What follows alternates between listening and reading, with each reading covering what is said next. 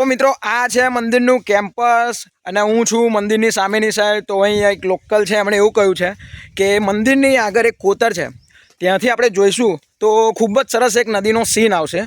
તો એ આપણને બતાવે છે. તો એ જગ્યાએ આપણે જઈએ છીએ તો નદી જોવા માટે. તો મિત્રો મને છેલ્લા 1 મહિનાથી હું વિચારતો હતો કે આ મેલડી માતાનું મંદિર છે, ત્યાં મારે વિડીયો શૂટિંગ કરવા જવું છે.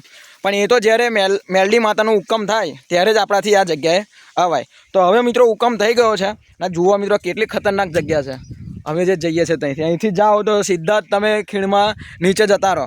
તો એવું મિત્રો એડવેન્ચર કરવાની આપણને મજા આવે, તમને પણ મજા આવશે. તો એકવાર આવો આ મંદિરે. મંદિરની આજુબાજુના વિસ્તારમાં ઘણી બધી વસ્તુ છે ફરવાની, તમને પણ મજા આવશે. તો જુઓ મિત્રો ઉપર નીચે થઈને એ મંદિરે આપણે આગળના રસ્તે જઈએ છીએ મંદિરથી, અને ત્યાંથી એક સીન ખૂબ સરસ દેખાય છે. તો એ મિત્રો તમને હું બતાવીશ. તો એની માટે મિત્રો જુઓ, આટલા બધા કોટાની વચ્ચેથી હું નીકળી રહ્યો છું. તો મિત્રો એકવાર તો તમે લાઈક કરી દો, શેર કરો, કોમેન્ટ કરો.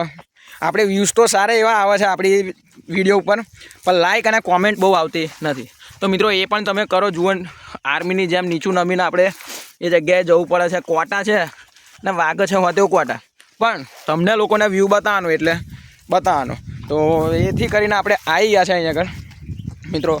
તો જુઓ આપણે જે ભાઈની વાત કરી હતી એ પણ આપણી જોડે ઊભા છે, બરાબર છે.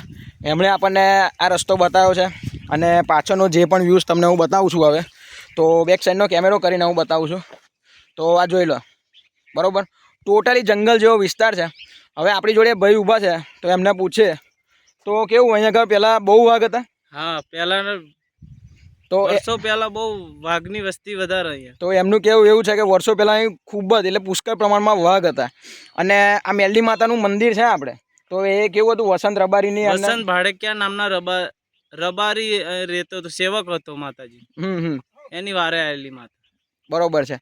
અને એ રબારીની અને એની ગાયોની મેલડી માતા રક્ષા કરતા હતા, અને એમણે જ આ મંદિરની સ્થાપના કરી છે, બરોબર ને? તો આપણે આ જે ભાઈ છે એમનો આપણે ધન્યવાદ માનીએ કે એમણે આપણને આટલી સરસ જગ્યા બતાવી છે. હવે બેક સાઈડનું ફરી એકવાર હું તમને બતાવી દઉં, જોઈ લો મિત્રો. તો આટલું સરસ તમે એડવેન્ચર આ જગ્યાએ કરી શકો છો. મને તો નથી ખબર કે આટલું સરસ મંદિર આ જગ્યાએ આવેલું છે. મને 2 થી 3 મારા મિત્રોએ કહ્યું, ત્યારબાદ હું આ મંદિરે આવ્યો છું. અને જોઈ લો મિત્રો કેટલી સરસ જગ્યા છે, બહુ જ સરસ જગ્યા છે. તો હવે તમારે આ મંદિરનું વિઝિટ કરવાનું છે. આજુબાજુના વિસ્તારમાં તમે ફરી શકો છો એની 1 દિવસ માટે. તો બહુ જ સરસ જગ્યા કહેવાય તમારે. હવે બીજી એક વાત હું તમને કહું કે મિત્રો આપણી વિડીયો પર વ્યૂઝ તો આવે છે, પણ લાઈક કે કોમેન્ટ શેર આવતું નથી.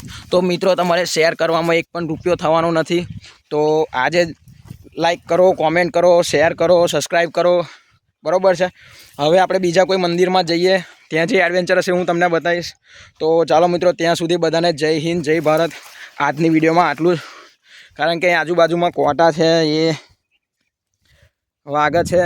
અને બેક સાઈડનો કેમેરો કરીને એવું હોય તો હું તમને બતાવી જાઉં કે કેટલું અઘરું છે આ જગ્યાએ આવવાનું.